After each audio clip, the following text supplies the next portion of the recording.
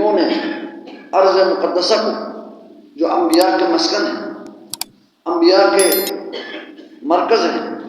اور ہمارے نبی کریم صلی اللہ علیہ وسلم کا اسراء اور معراج کا مرکز، جہاں آپ علیہ السلام نے تمام انبیاء کی امامت کرائی، وہاں سے اللہ تبارک و تعالیٰ نے آپ کو آسمانوں کی طرف اٹھایا، اللہ تبارک و تعالیٰ کی اپنی زیارت نصیب کرائی، وہاں اللہ تبارک و تعالیٰ سے ہم کلام ہوئے، اور سب سے عظیم تحفہ نماز کی شکل میں اللہ نے اس امت کو دی، اور آپ کو امام الانبیاء والمرسلین بنایا۔ اور نبی علیہ السلام کا ہمارے مسلمانوں کا پہلا قبلہ ہے، بیت المقدس ہے۔ بیت المقدس مسجد اقصیٰ جس کے اندر ہے، اتنے عظیم مسجد ہیں کہ اللہ رب العالمین اور نبی کریم صلی اللہ علیہ وسلم نے اس کی بہت بڑی فضیلت بیان فرمائی ہے۔ قرآن میں اللہ تعالیٰ نے اس کا ذکر فرمایا ہے کہ اللہ رب العالمین نے اپنے پاک پیغمبر کو سبحان الذی اسریٰ بعبدہ لیلا من المسجد الحرام الی المسجد الاقصیٰ، مسجد حرام سے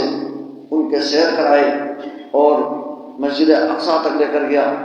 پھر مسجد اقصیٰ سے ان کو اوپر معراج نبی علیہ السلام کو کرایا۔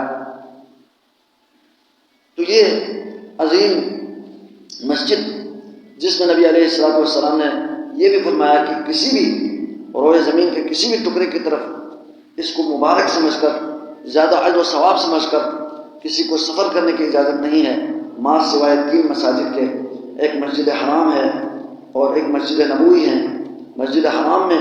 جو ایک نماز پڑھے گا 1 لاکھ کا اجر و ثواب ملے گا، مسجد نبوی میں 1000 سے افضل زیادہ اللہ تعالیٰ اجر و ثواب عطا فرمائے گا، اور مسجد اقصیٰ میں جو نماز پڑھے گا تو اس کے لیے 500 اللہ تبارک و تعالیٰ نماز پڑھنے کا اجر و ثواب ملے گا، اللہ عطا فرمائے گا۔ تو یہ جو مساجد ہیں جو انبیاء کی مساجد ہیں، انبیاء نے بنائی ہے، تو ان کی جو نہ زیارت کرنا سنت ہے، اجر و ثواب ہے۔ اس کے علاوہ کسی بھی جگہ کی طرف زیارت کرنا، اس کے لیے سفر کے زیادہ راہ لے کر سفر کرنا، یہ اللہ تبارک و تعالیٰ کے دین کے اندر جائز نہیں ہے۔ صرف یہ 3 مساجد ہیں جن کی طرف زیارت کرنے کے لیے سفر کر سکتے ہیں، سفر عبادت ہے۔